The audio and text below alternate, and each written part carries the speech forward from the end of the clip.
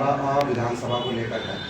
आपके यहाँ की विधानसभा की जो जनता है और यहाँ की जो सबसे बड़ी समस्याएं हैं, आप बताएंगे क्या क्या समस्याएं, जिनका जो मूलभूत समस्या है, जिनको आपके विधानसभा की जनता काफ़ी परेशान है? देखो, ना तो पानी की ना बिजली की, सीवर लाइन, सड़कें, कोई भी व्यवस्था ठीक नहीं है। योजनाओं की अगर हम बात करें, जो भी योजनाएं आती हैं सरकार से, केंद्र से हो या राज्य से हो, क्या वो लोगों तक पहुंच पा रही है? क्या लोग लाभ उठा पा रहे हैं अपनी विधानसभा में? ये लोग काम तो कर नहीं रहे, लेकिन हम आएंगे तो काम करके दिखाएं। किन मुद्दों पर काम करेंगे आप, और क्या क्या मुद्दे रहेंगे? अभी जैसे हम डोर टू डोर प्रचार कर रही हूँ तो मुझे उनकी समस्या पता लग रही है। दिवाली का टाइम था, 5-5 दिनों तक महिलाओं के लिए घरों में पानी नहीं था। तो आप बताओ, आपके घर में अतिथि आएंगे तो सबसे पहले तो आप पानी का गिलास लेके चलेंगे, अतिथि देवो भव।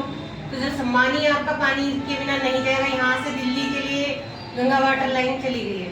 इधर इन जो बेचारे इधर रहते हैं, इधर इनके लिए कोई पानी व्यवस्था नहीं की गई है। तो गंगा वाटर लाइन एक इधर भी दे दे तो इनके लिए भी सही रहेगा।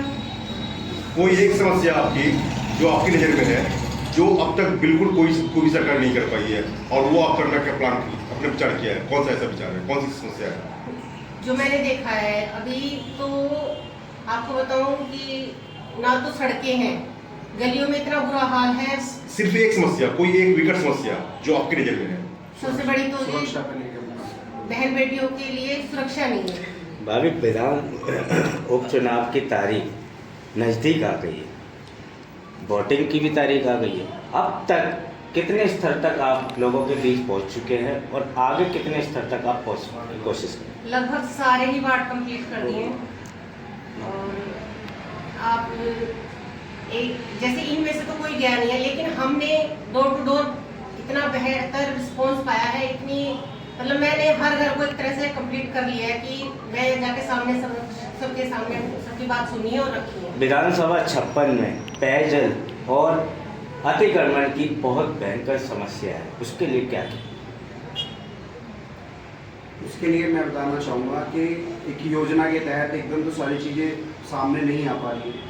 अतिक्रमण जैसे मंदिरों के सामने, हम लोग हिंदू रक्षा दल से हैं, एक संगठन है, हम लोगों ने जो समस्याएं देखी, जैसे रामलीला मैदान में है, वहाँ पे एक विशेष वर्ग के लोग हैं, जिहादी मानसिकता के, धर्मी मान के चलिए, उनका पूरा कब्जा हमारे रामलीला पे।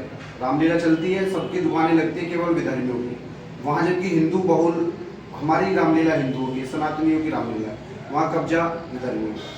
हम मंदिरों की बात करें, वहाँ पे ऐसा अतिक्रमण किया हुआ है कि मंदिरों के समक्ष दुकानें हमारी होनी चाहिए, मंदिर कमेटी भी उनका कुछ नहीं कर पा रही, और यहाँ के नगर निगम के जो ऑफिसर्स हैं, उनसे नेताओं की साठगांठ मिली हुई है। क्या लालच है क्या नहीं है, हम कोई दोगली राजनीति नहीं करेंगे, हम स्पष्ट रूप से काम करेंगे। और आप सभी के चैनल के माध्यम से बता देना चाहते हैं कि हम सबसे पहले अपने भाइयों को रोजगार देने का काम करेंगे। इसमें कोई बुराई नहीं है, हर कोई चाहता है कि अपने भाई आगे बढ़े। अगर हम अपने भाइयों को आगे बढ़ाएंगे तो उसके लिए हम अतिक्रमण जितना भी हमारे अवैध रूप से हो रखा है, उसको हटाने का हम लोग सबसे पहले काम करेंगे।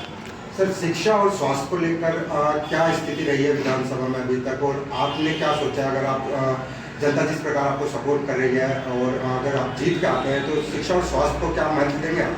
देखो, यही सवाल अगर आप जनता से पूछेंगे ना, तो उनका जवाब भी ना ही होगा। ना तो स्वास्थ्य बेहतर है, ना शिक्षा बेहतर है। हम जवाब एक राजनीतिक तौर पे दे रहे हैं, पर आप यही सवाल जनता से अगर पूछेंगे तो जनता का स्पष्ट रूप से जवाब होगा ना। हर चीज़ पर उनका जवाब ना है, तो जनता इस बात तय करे कि उनके विधायक इस पार्टी के थे, क्यों उन्होंने उनको चुना। हम लोगों ने बेहतर योजना बनाई है। हम लोग शिक्षा को ऐसी प्रणाली देंगे, शिक्षा के लिए पैसा आ रहा है ऊपर से, और वो आते आते बिल्कुल माइनस हो जाता है। स्वास्थ्य के लिए भी पैसा आ रहा है, वो भी माइनस हो जाता है। हम शिक्षा को और स्वास्थ्य को हम ऐसी बेहतर प्रणाली में कन्वर्ट करेंगे कि वो गुरुकुल की व्यवस्थाएं भी उसमें लागू करेंगे, और शिक्षा पद्धति में हम आयुर्वेदिक जो दवाइयाँ हैं उनका भी हम बढ़ावा देंगे, और शिक्षा को इतना बेहतर बनाएंगे, चिकित्सा को इतना बेहतर बनाएंगे, किसी को परेशान नहीं होना पड़ेगा। जैसे मैं आपके चैनल से बता दूं, जैसे वोट के टाइम पे एक विधायक प्रत्याशी, सांसद प्रत्याशी घर घर जाकर वोट बनवाता, सिंगल आईडी पे वोट डलती है। जब ये चिकित्सा की या जो कोई योजनाएं गवर्नमेंट दे रही है चिकित्सा से संबंधित या अन्य समस्याओं से संबंधित, तो तो उसके लिए तमाम कागजातों की जरूरत पड़ती है, वहाँ एक वोटर ID काम नहीं करती है।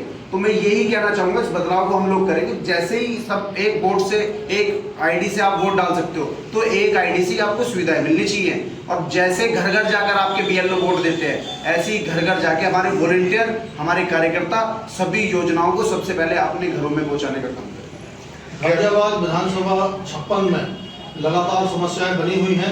अगर आप विधायक बनकर आते हैं तो क्या जो पब्लिक की समस्याएं उन पर खरे उतर पाएंगे? हम पिछले 20 सालों से काम कर रहे हैं। कुछ समस्याएं थी कि जिन पे हम काम एक कलम की वजह से नहीं कर पा रहे थे। ऐसी कोई समस्या इस देश में नहीं है, धरती पे नहीं है, समाधान ना हो सके। केवल जनता को मूर्ख बनाने का लोगों ने काम पकड़ रखा है। चुनाव आते हैं, उनके बीच में वो बड़े जोश और गर्मी से चले जाते हैं, ग्लैमर दिखाते हैं, चमक दिखाते हैं, और वो केवल चमक होती है, काम कोई करता नहीं है। किसी से आप जाके पूछ लो कि उनको मेयर कौन है, देखा है क्या? नहीं। उनका विधायक कौन है, देखा है क्या? नहीं। सांसद को देखा है क्या? नहीं। केवल वोट मांगने वहाँ चले जाते हैं, किसी न किसी को भेज देते हैं। हम ऐसा नहीं करेंगे। हम ऑलरेडी काम कर रहे थे। अब ये कलम की ताकत एक हमारे माइनर सी एक ताकत है, छोटी सी एक ताकत है, जो कार्यकर्ता या जनता परेशान होकर हमारे पास आती है, हम साइन नहीं कर पाते। किसी की तनख्वाह नगर निगम में नहीं आ रही है, हम कहाँ से साइन करेंगे भाई? किसी की नौकरी नहीं लग रही है, हम कहाँ से साइन करेंगे भाई? किसी का रोजगार नहीं मिल पा रहा है, किसी को चिकित्सा के लिए कहीं विधायक का साइन चाहिए, वहाँ को उसको साइन नहीं मिल पा रहा है। तो ऐसी समस्याओं को लेकर हमने सोचा कि हम इस बार अपनी विधानसभा से लड़ेंगे और जीत भी रहे हैं, तो उस साइन की ताकत हमें मिलेगी। भगवान के आशीर्वाद से, आप सभी के आशीर्वाद से ताकत बहुत है। काम किसी का नहीं रुकेगा, चाहे वो आज हो, चाहे वो कल हो या पहले हो। काम किसी का ना तो रुका है, ना रुकेगा। कहने का मतलब आपका ये जवाब है कि चाहे विधायक बने या ना बने, आप काम कर रहे हैं, आगे भी काम करेंगे। हाँ, आपके लाइन पार क्षेत्र में एक सबसे बड़ी समस्या है ट्रैफिक की। ट्रैफिक अतिक्रमण दोनों एक दूसरे के पूरक है, सिर्फ लाइन पार क्षेत्र में हो रहा है। इसके ऊपर कोई काम नहीं हुआ, इसका क्या कहेंगे आप? हम कल भी रास्ते में आ रहे थे, मैंने देखा ट्रैफिक पुलिस वालों को टर्री, छोटे छोटे जो वाहन है इनको रोक के वो चेकिंग कर रहे थे। डकमारी इतनी बसें चल रही हैं, अवैध रूप से इतने वाहन चल रहे हैं जिन पे अवैध रूप से वसूली की जाती है। हम इस चीज़ को बिल्कुल खत्म करेंगे। जो ये ट्रैफिक नियम बने हुए हैं, उसी नियम के आधार पे, नियम ऑलरेडी हैं, उनको लागू अगर कर दिया जाए तरीके से, तो ट्रैफिक की समस्या है ही नहीं। जितने संसाधन यहाँ पर अगर उनको सही रूप से इस्तेमाल किया जाए तो ट्रैफिक की समस्या रहेगी नहीं। हम हर एक विभाग के ऊपर काम करेंगे। एक मात्र शक्ति के रूप में हम यहाँ पे एक कार्यालय अपना बनाएंगे हर क्षेत्र में। विधानसभा के बिल्कुल नियर बाई एक क्षेत्र बनाएंगे जहाँ पे बिजली से, ट्रैफिक से, कोई सुरक्षा संबंधित, चिकित्सा संबंधित, शिक्षा संबंधित सारी समस्याएं केवल एक ऑफिस में 24 घंटे आपके पास आदमी अवेलेबल होंगे, कार्यकर्ता वॉलंटियर अवेलेबल होंगे, आपकी समस्या सुनी जाएगी, समाधान सभी चीज़ों पर होगा। अभी सर आपने कहा था कि सबसे पहले जो महत्व देंगे आप बहन बेटी की सुरक्षा को लेकर आपने ये सवाल किया, आंसर दिया था। सर आप बताएंगे कि ऐसा क्या करेंगे जिससे आप के विधानसभा में बहन बेटी सुरक्षित रहें? मैं जनता से तो कह ही रहा हूँ, मैं आप लोगों से भी ये कहना चाहता हूँ, बहन बेटी जैसे आपके घर में ऐसे हमारे घर में। एक बहन को चाहिए कि उसका भाई मजबूत हो, एक पिता मजबूत हो। अगर पिता घर से बाहर चला जाता तो हिंदू रक्षा दल उसका भाई बनकर, उसके पिता के रूप में बनकर उसकी मदद करेगा। उसका पिता चाहे जहाँ रहे, अगर वो बेटी हमारी विधानसभा में है, वो बहन हमारी विधानसभा में है, तो उसको सुरक्षा की सारी जिम्मेदारी हमारी होगी।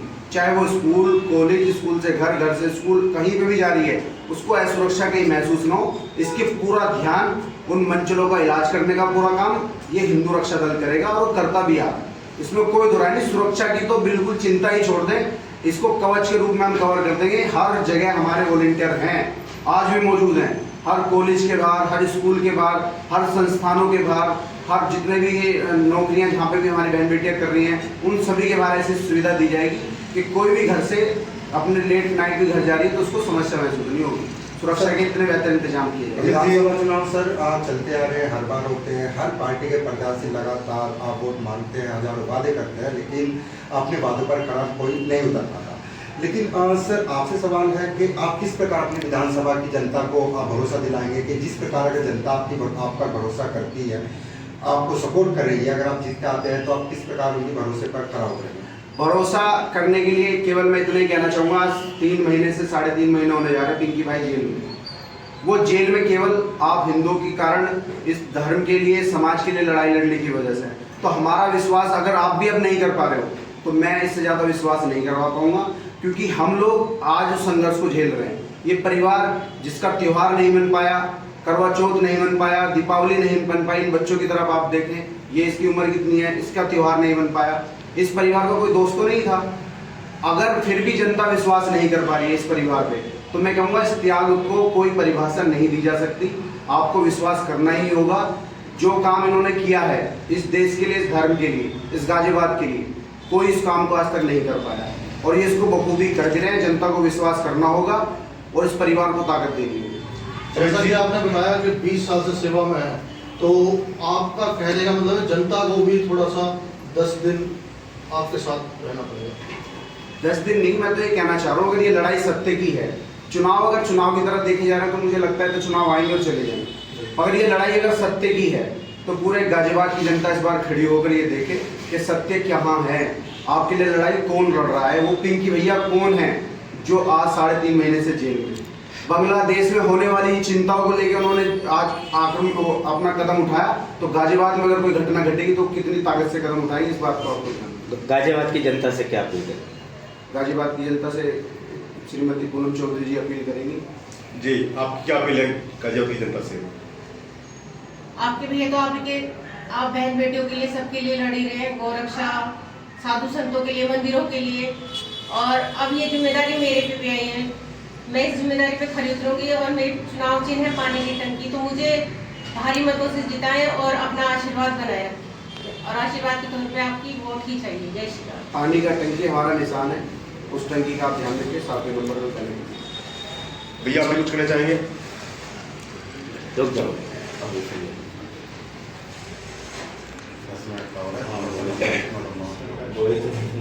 थोड़ा सा भैया जी। गाजियाबाद की जनता, आपकी विधानसभा क्षेत्र की खास जनता में नौजवान नशे की ओर बढ़ रहे हैं, उसको आप कैसे रोकना चाहते हैं? जी देखिए, इसमें मैं बस इतना कहना चाहूँगा, नशे जैसे लोग बाग कर रहे हैं, ये तो पुलिस प्रशासन को देखना चाहिए, सबको देखना चाहिए।